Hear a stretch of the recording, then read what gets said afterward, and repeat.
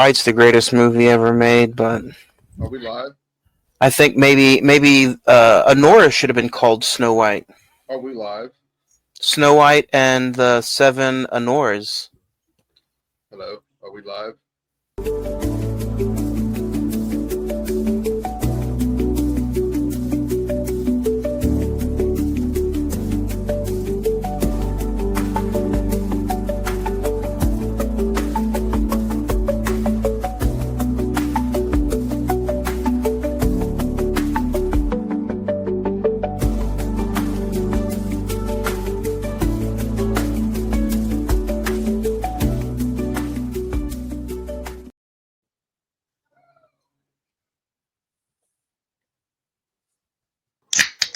You like that, old man? You want a piece of me? Do I feel lucky?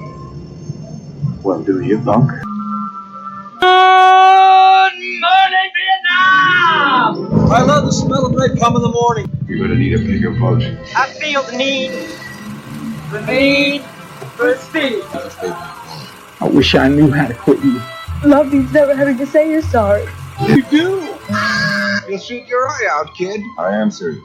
And don't call me Shirley. There's no crying in baseball. This is wrong, bitch. Hey, the Schwartz be with you. I am your father. At you, my pretty. Take your stinking paws off me. May the force be with you. Here's Johnny. What up, film fans? Happy Tippy Top Tuesday. Welcome to another episode. Welcome to episode 347. Welcome to Anora. You're listening to a new episode of the Cine-Men Movie Podcast. I am one of your hosts, Juan, and I am joined by the cast, the crew, the fellas, Zach. Hey, what's going on, guys? Jay. Good evening, guys. How's everybody out there in podcast land? Good evening, good morning, good night, all the above. It is Tuesday, May the 6th, 2025, and we are bringing you yet another new episode of the only place Quality content. The only place that matters. Why go anywhere else and get your subject matter for the movies and physical media, which if you have not listened to our last few episodes, they have been really good topics of conversations. A few weeks ago with physical media part 1, and then last week we had a huge conversation all about Sinners. We dived deep into that movie. So such a great movie and a great episode. Go check it out. That's what we talked about last week. You can find all of our links on our social media pages at facebook.com/The Cine-Men Movie Podcast. Or you can check out all of the recent watches on my half on the Instagram. It's Instagram/Cine-Men Movie Podcast. Or shoot us some emails at cinemen921@gmail.com. But the social media links you can find everywhere on Facebook, Instagram, and there's links to our episodes in those social medias. You can also watch us live on Facebook every Tuesday night and on YouTube at Imisawa Productions YouTube channel. You can even check out our OnlyFans channel. We all do some risque stuff. So, sorry, we're not supposed to promote that one yet. Sorry, guys. That'll be our Patreon exclusive. Patreon exclusive, yeah. But yeah. So, are you guys ready to discuss Anora? Or a Bora? Which one are we going to call it? I don't know. I will sit there and say this. I know it seems crass and crude and rude. If there wasn't tits and ass in this movie is absolutely 100% boring as hell. I feel the opposite, but we'll talk about it. There's my little encompass of what I thought my first time and second time. Zach, we'll get ready to get into you. What about you? First time versus now? To be honest, I only got to see this movie once. I got to see it in theaters the Wednesday after it won the Best Picture Oscar, and it was a packed theater. Believe it or not, I think people kind of wanted to see what the hype was and see if it was worthy of the title of Best Picture. First time, I was just like, it's pretty ballsy that the Academy gave this Best Picture winner. I kind of wish I'd seen it again. Give some backstory, I wasn't going to be on this episode, but Johnny held a gun to my head and said, "Yeah, you will be on this episode." So That's only OnlyFans. So, but just thinking about the movie and just kind of making my notes, I'm just not a big fan of this. What about you? I think it was the complete opposite. I think since this had won Best Picture, you're like, no, I have to get on to talk about this. No. So I'm happy you're I'm here, by the way. I'm kind of the same way, that I'm in the same boat all three of you were in. I don't know if I'm gonna overall hate this movie as much as you guys did the second time around. I did find it, a lack thereof, not interesting the second time I watched it. The first time I was kind of in the ooh and ah of maybe the business and the relationship, but I'll keep it short and sweet for now. I'll put, after my first time watch, I thought pretty good. After the second time, I was just like, all right. But what we're talking about today is we are talking about Anora, with the release date of October 18th, 2024. The budget was $6 million. It did gross a little over $60 million at the box office. IMDb has this at a 7.5 out of 10. Rotten Tomatoes is at 93%. The Metascore is at 91%. And the Letterboxd is a 3.9 out of 5. Do you have audience score for Rotten Tomato? I don't. 84%, I think. A young stripper from Brooklyn meets and impulsively marries the son of a Russian rich mobster-like gangster. Once the news reaches Russia, her fairy tale is threatened, and his parents are set out for New York to get the marriage annulled. Starring Mickey Madsen, Paul Wiseman, Yura Borgasov. Excuse me while I butcher some of these Russian names. I was about to say you're going to butcher the hell out of the next few names, aren't you? Yeah. I was just going to say Mikey Madison and just call it a day. Yeah, there we go. That's all. But written and directed by Sean Baker. Guys, I usually throw some love out there to my past A24 directors. If you guys have not seen this movie, we're 8 minutes into the episode. It's on Hulu if you want to go check it out on Hulu. But I gotta say, this movie for me, I'm gonna go ahead and start talking some positives. So I'm not gonna be super, again, we're all adults here. This movie is about a stripper, and Mickey Madsen she did win the Oscar for Best Actress. But I gotta say, I don't think it was deserving of not even the wins, but I don't even think it was deserving of the nominations that it got. I agree with you. Even though I am going into the positive, that's a big negative to start off with a positive. But I think the two big positives of this movie is the very well written script by Sean Baker, probably the direction of Sean Baker, the cinematography, and then Mickey Madsen's overall performance. Other than that, the second time around, the chemistry wasn't there with any of the other actors. I completely was looking at my phone the entire time, just waiting for this to end. Especially when you know everything is coming. The young fellow who played the husband in this, Mark Schleiflin, played Ivan. Just man, I was not interested in his character the second time around whatsoever. His character is to me, his character was always written to come across as a little narcissistic little asshole, and that's my perception of him. Like he was just this spoiled little brat, like they say in the movie. Even his parents sit there, and his dad kind of laughs at him at the end because he's like, "Look at you! You like, try to be a big man and shit, but look at you! You can't do anything." Yeah. But my biggest thing about this movie is that the movie is called Anora. We're supposed to go on this journey with Anora, and by the time the movie is over, I want to walk away from Anora and get a shower because she is a terrible person. She is a terrible, terrible person. Yeah. I think that she's biggest entitled. I think my first note that I wrote down when preparing for this episode is my first note was Oscar winner question mark. Like, Well, is this really worthy of all the hype that it got? No, this to me is nothing that I couldn't catch on Skinamax back when I was a teenager, trying to find something to beat off to. I'm not playing. I know that sounds gross and crude, but seriously, this is one of those movies you'd find at 2:00 in the morning on Skinamax. But the thing is like I haven't seen Sean Baker's other movies. Red Rocket, wasn't that about like a porn star or something like that? yeah, Red Rocket is really, really crude. It seems like the direction of style that he's done, other than the Florida Project. It's very like hypersexual, all his other films. Yeah. And the only ones I've seen, honestly, are the Florida Project, Red Rocket, and now Anora. But if his masterpiece is the Florida Project. I've heard that's really good, yeah.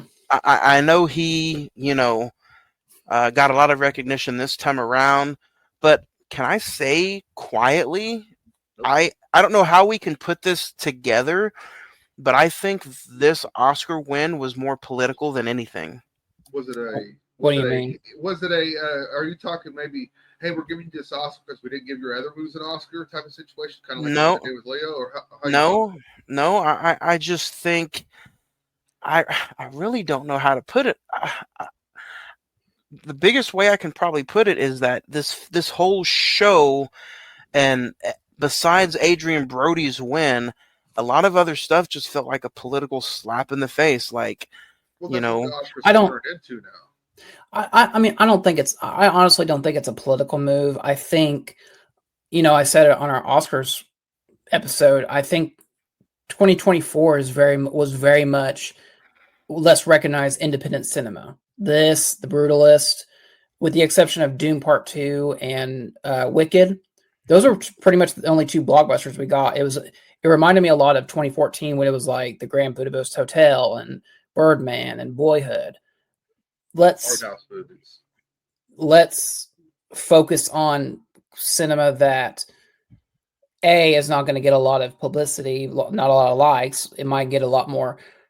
I think this movie was like number 1 on Hulu when it hit, which is like, it goes back to let's see what this movie's about, since it won Best Picture. I seriously doubt that. I'm very on the line of this movie could have not have won Best Picture, and it still would have been trending on Hulu because of how many perverts are out there. That's just my thoughts. If they really wanted to go very political at the Oscars, they wouldn't have had this one. They would have had the trans movie from Netflix.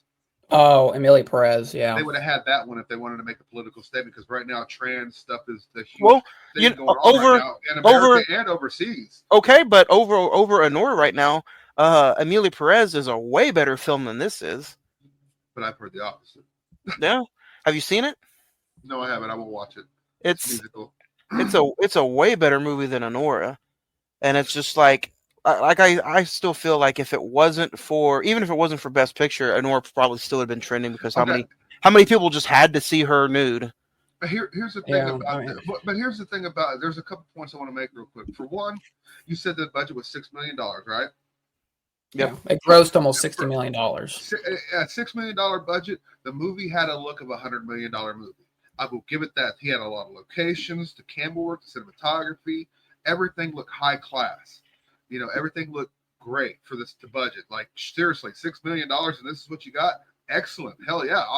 That's a good director right there that could take everything he's given and create something that's very stylistically, the movie looks beautiful because it takes place in Vegas. It takes place in strip clubs with lights, deep, dark alleys and shit like that, stuff like that, but it just has a good look to it. But then on the other end, it's just like, I don't know, everything else about it just completely misses the point. That's Sean Baker, though, filming on location or places that look like location. He's always going to save money and do what he can in his budget, because that's just what he does. Yeah. And it's just, I think I read something that I don't know if it was this movie or maybe one of his other movies. Like, he would go on location and shoot the film, and then he would edit it in his car, like to save time and effort in order to get onto the next part of the film or filming process. Yeah. To me, this movie is like, I don't think this is a bad movie. I don't think this is a great movie. I think this is going to be one of those films that 10 years down the road, we're going to be like, well, why do we let that? Why do we even nominate that? Like, it's just like I look looking at back, this it's as like, no different that's than a mistake. Showgirls. I look at this as no different than Showgirls. Both of these movies were over the top.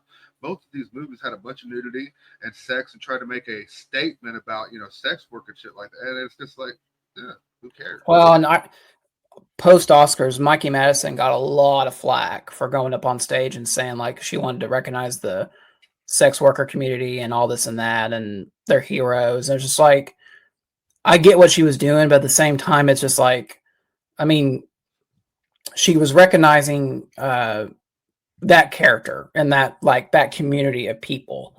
But a lot of people were like, why would you go on stage at a Covenant award show and say, the heroes are the sex workers, That'd be like somebody winning an Oscar for being a waitress, and they go up there and be like, you know what, waitressing is hard work. It's not for everybody. It's a job where you can make minimum wage and get tips. You know what I mean? Yeah. I could do another analogy. I'll leave it alone. But no, some of the character work, some of the acting in this movie was very good. I'll give her that. Whenever I sit there, I've been to the strip club a lot. I mean, I'm not a young man. I'm 43 years old. I was able to go to the strip club when I was 18 years old. And when I seen Anora and I seen how Mickey Madsen was acting and everything like that, I was like, holy shit, that's how a real stripper is. They go from table to table asking, about dances, trying to, just the hustle. I got that aspect of her. But it was whenever she started, whenever him and her hooked up and they started, that's when but you could also tell that she had a price for everything. Everything on her body was for sale. Yeah, but like as far as performance goes, I think the only grade that this movie deserves is her performance, and even then, it's not even that good. Like I think your B-rated actress could play a pretty good stripper. Like I told you at the beginning of the review, that the main character Anora I found grating and annoying by the end of the movie because of how she screamed and she just got to become I get where she was coming from on certain parts, but by the end she was just. Was she that was she that stupid or naive or I don't know what she was, but she was just. Well, by the end, I think this is overall, and come at me if you want, but I think overall this is an American dream kind of movie about taking somebody who doesn't really want to be where she's at, but she knows she makes good money because of her body. She is naive because she comes in with this high roller that comes in. He kind of just, even though she's being paid, she gets swept off her feet. And I didn't feel it at all. What's that? I didn't feel it sweeping at all. I just felt it was another day, another paycheck to her.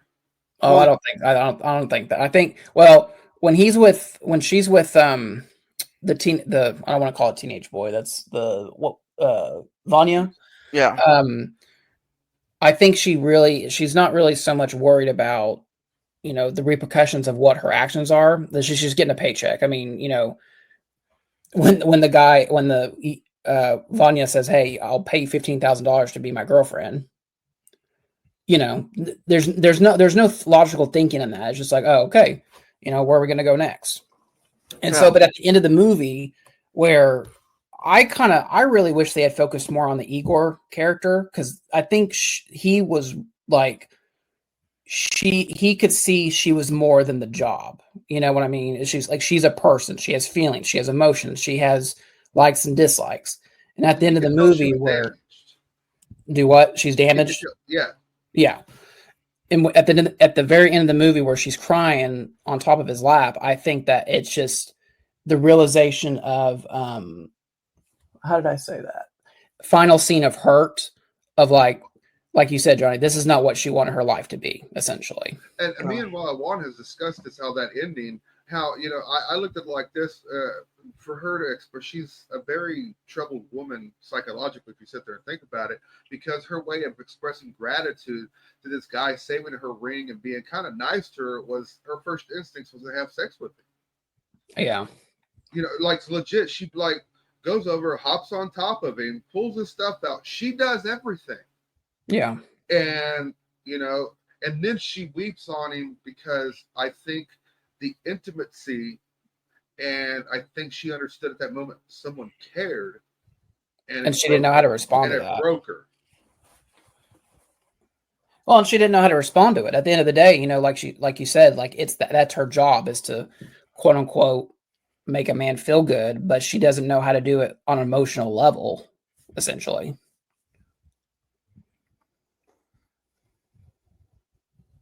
Yeah, and I think overall, like the whole aspect though of her being kind of like, just call it what you will, but her being swept into existence by Ivan, whether, you know, because at the end of the day, when he proposes, you know, the whole girlfriend gig is off, and she's wanting to just, of course, she probably knows, he's loaded. Look at this house. I'm getting married, but it's like, it's the security blanket of not only being married, but having somebody who just paid her 15 grand. Well, Yeah. it's, You know, it's also that when she sits there and goes to the club to ask for that week off, she sits there and tells a lot of her friends, like, girls, I hit the lottery. I found the guy. I got the guy. And in her mind, this whole fantasy, this was just nothing but a fantasy for her, that, holy shit, I found this, the one, you know, I found the diamond in the rough. And the diamond in the rough was pretty rough. You know, it was interesting to see this in a theater setting because it was, like I said, it was a predominantly. No, it wasn't awkward. I think people obviously knew what they were getting themselves into, but a lot of people, like, this is very much a black comedy where there was a lot of laughter in the theater and like at the appropriate moments. Oh, yeah, it's a funny movie. Yeah, I only laughed a couple times when homeboy, because of the concussion, he starts puking in the truck. Yeah. Now that part I laughed at. The rest of it, I was just I thought it was taking itself too seriously in some parts. See, I completely feel the opposite. I think it, especially knowing the kind of movies that Sean Baker does, he puts you in serious moments, but at the end of the day, they're, like Zach said, the black comedy aspect of it is, you know, that it's just a funny haha moment, like the candy shop scene. Oh yeah. Mm-hmm. Anything past the 40-minute mark, once they get engaged and on, it's literally just a comedy film. And it's like, it's almost like chasing, like a hunt almost, you know, who's going to find Ivan first, and how are they going to find him? That's exactly what I wrote in my notes. I would say the first 45 minutes to an hour is, like you say, Jay, it's almost like a softcore porn. And then from that point forward, after they get married and the henchmen get to the mansion, it's a chase for the rest of the movie. Like you said, who can get to Vanya first?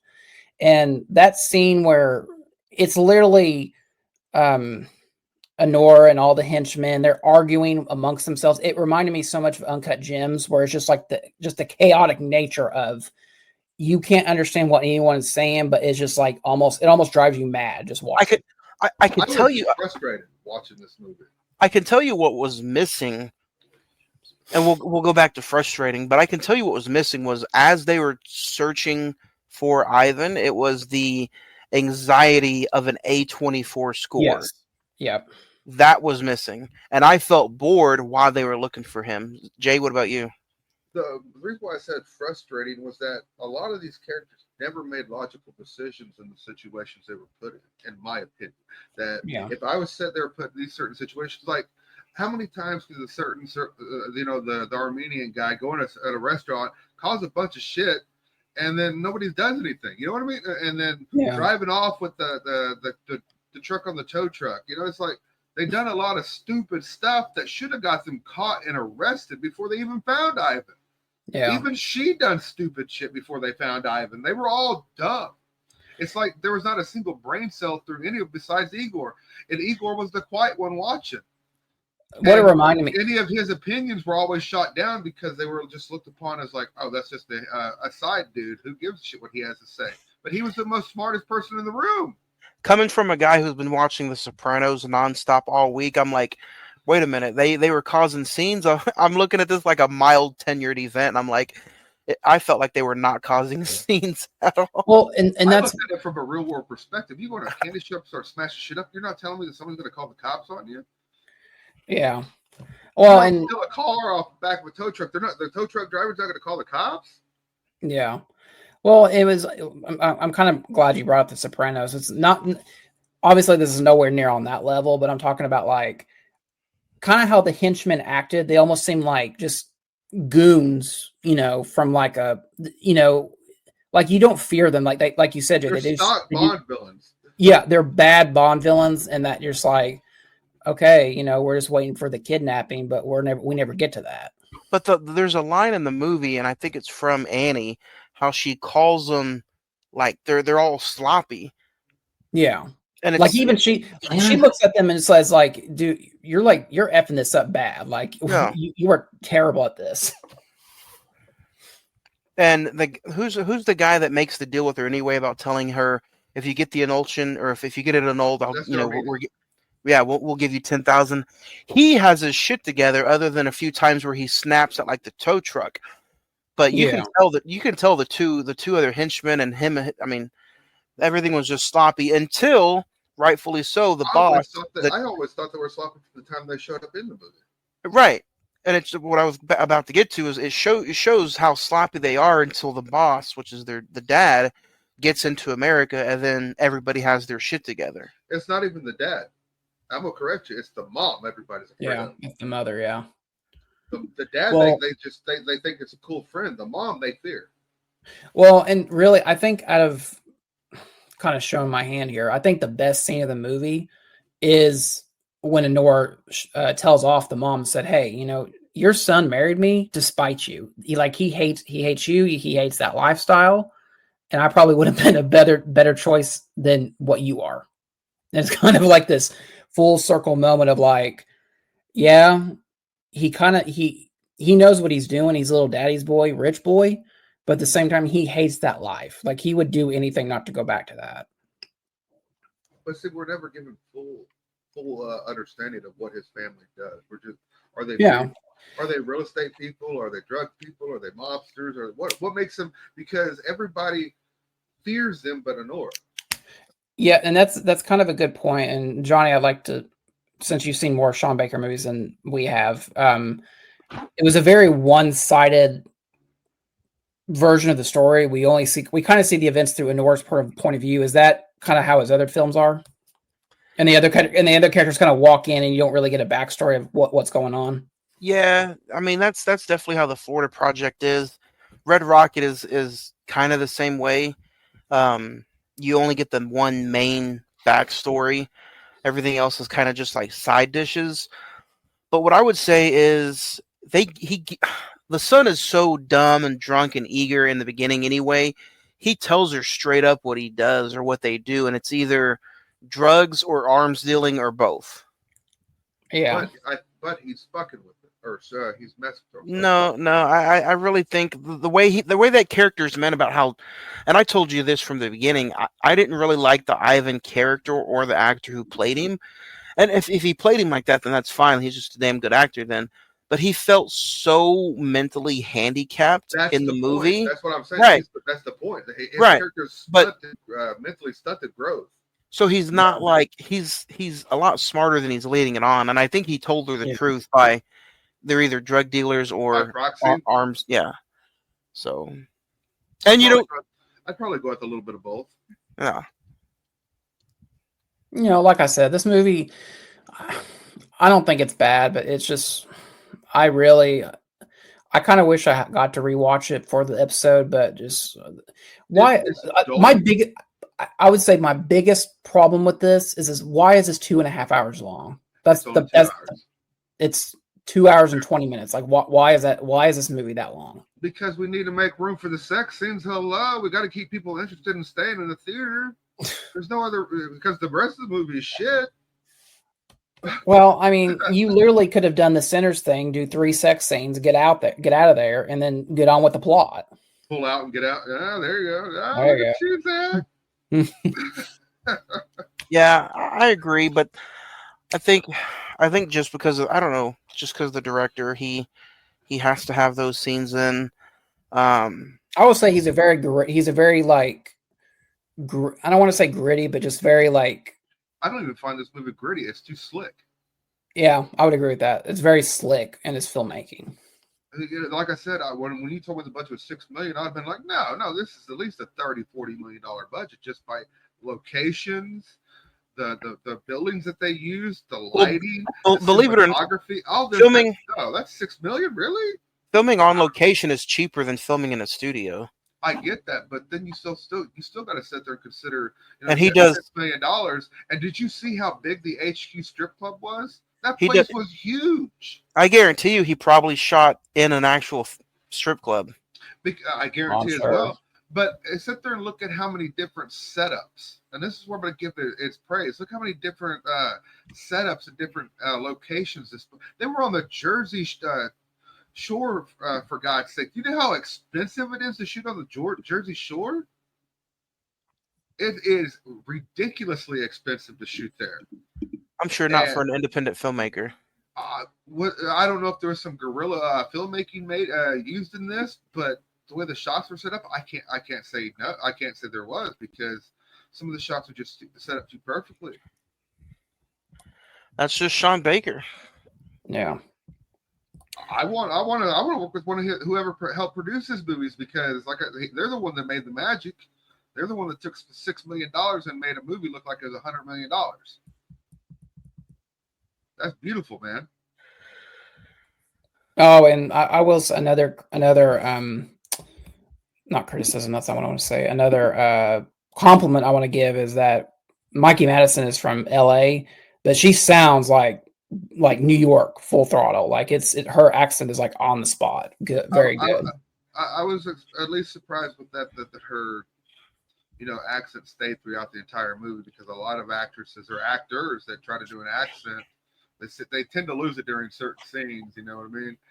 Or and this, she kept it. She's the first member of Generation Z to win an acting Oscar. That's That's funny. And I still think it's funny that a lot of people, whenever she did win the Academy Award, they're like, "See, this is the substance plot all over. Look, it's happening in real life." So this movie was nominated for 6 Oscars and it won 5. Yeah. Sean Baker won for Best Achievement in Film Editing, won for Best Original Screenplay. Mickey Madsen won for Best Actress in a Leading Role. Sean Baker won for Best Directing, and then it won Best Picture of the Year. Yeah, so he won. He technically won I think he won 4 Oscars that night, which is kind of impressive when you think about it. He won 4 and she won the other. So Yep. all around, since it was his movie, he won 5. Yeah. But is it one of the worst movies that the Academy has chosen for Best Pictures? God, no. Is it one of the more duller ones? Yes. In my opinion, yes. Even the ones that shouldn't have won at least had something going for it. This one didn't have really anything going for it, but stripper looking for the looking for the American dream. Well, I don't know what dream she was looking for. She was just too stupid and naive. And like whenever the mobsters broke in the house, and you got these 2 big burly dudes in there, and she's sitting there running her mouth, and you're like, "Shut up!" Yeah. You do not know what these dudes are capable of. We don't know at this point in the film. We're never given any information. We're jokingly given information by Ivan that his family might be in the drugs or the arms trade. So if you're given that information, wouldn't you, as a person, whenever you're meeting his dad's goons, shut up? No. Shut up. No, because that's the personality of every New Yorker known to man. Quite literally. Like but they've seen it. They don't have it. She don't have any. She's seen and done it all. You live in New York City. You spit in everybody's face who tries to do you wrong, and I mean that's just the nature of how her character is. Now, if this movie was based in like West Texas or maybe not even California, but somewhere in the Midwest, I think. But because of how many probably stuff and nasty, cruel things she puts up with in that city, nah, she's not putting up with this. No, that makes sense. Yeah, I get that, but it's still it's just like you're your ass killed because you're stupid. This is one of those movies where whatever scene or city they are in also plays a major part, and the city or scene or background is just as big as character as Ivan or and I'll agree with Annie. that because at the time when we go to Vegas the first time, we don't realize how important it is to the overall story until near the end, right? Yeah. So because the entire movie's set up where the attorney's going to like, we got to go to the New York courthouse, we got to go here and get this annulled, and then when they get there, the lawyer finds out you guys got married in Vegas. I can't do nothing here. I'm not even an attorney in Vegas. You guys got to go to Vegas to get that fixed. overall, what would be you guys' biggest negative on the movie if you just had to pick one thing? My biggest negative is the length. This movie does not. This does not need to be 2.5 hours long. Jay? Just some of the, I don't know what it is. It just feels there's something missing with this movie. Like, I found it dull and boring. Like I told Zach before we went on here, it took me 4 hours to watch this movie the second time because I kept dozing off because I was uninterested. Oh, wow. And I was like, because like I said, if it wasn't for for the nudity sometimes, I would have lost interest. I know that seems just very rude and crap, whatever. That was the only thing that kind of kept me interested. It was like, oh, yeah, it's more nudity, cool. At least there's something on screen that I'm interested in. Just sometimes, like I said, it was just kind of just the characters were not. They all seemed dumb except Igor. Yeah. And they were all. It was like they were almost playing caricatures of what they thought were Russian mobsters or gangsters or whatever the hell they were trying to portray. I thought the Armenian guy's performance was over the top as hell, and he was annoying to me. I found him annoying. Yeah. Yeah. You said ask for one thing, and I just went through a laundry list. I'm sorry. Yeah, I think this movie definitely is. It's a good one-time watch to kind of show you if you're not an independent film lover. I think you can be like, okay, why did this movie win Best Picture? And I think you could watch it one time and be like, okay, I can see it for maybe this handful of things. Why? But then it's one of those movies that once you set it down next to in my case, once I set this down with the other 90 Best Picture winners I have, I'll never pick it up again. It's not rewatchable. Here's my thing. Technically, it is a Oscar caliber film based on the budget, in my opinion, based on the budget of what they had and what they did with it and everything, the cinematography, everything that they did. But everything else, the acting, blah, blah, blah, no, it doesn't hold up under scrutiny. The story there was no story, really. To me, it just pretty big story. Well, we're sitting there at the house while she's being tied up for 15 minutes while they try to subdue this girl. 15 minutes. Seriously, that scene was 15 minutes long. It's a very unconventional fairy tale, essentially. Yeah. Is it this generation's Pretty Woman? Oh, Lord. I hope not. God, I hope not. It could be. The whore with the heart of gold gets the good man? Well, no, I wouldn't call Ivan a good man.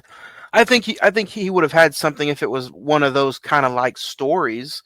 Yeah. But if we're gonna like fantasy book it, whatever. But I think what he gave us, obviously he did something right in the Oscars' eyes. I think maybe because the Oscars are, converted with a bunch of old white men. I think they're like, oh, nudity, ha ha ha. Let's give this a Best Picture winner.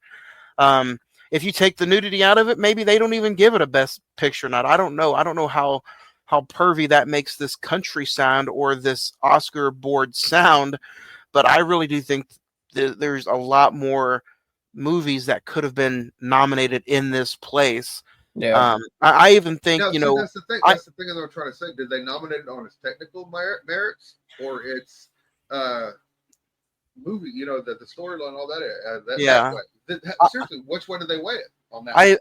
I even think a movie like where Florence Pugh is with We Live in Time. That was much more deserving than this. Yeah.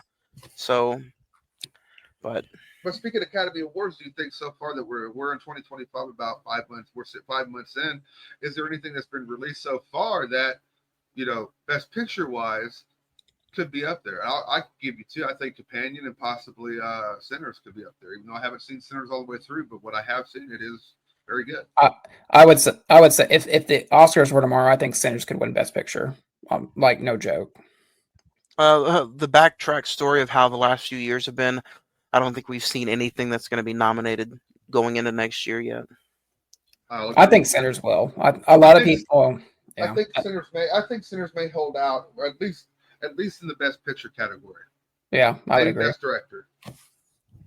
Let's go back to this episode in about 9 months and see if Sinners even gets nominated. I want it to, because I don't get me wrong, I gave it a 5 stars last week.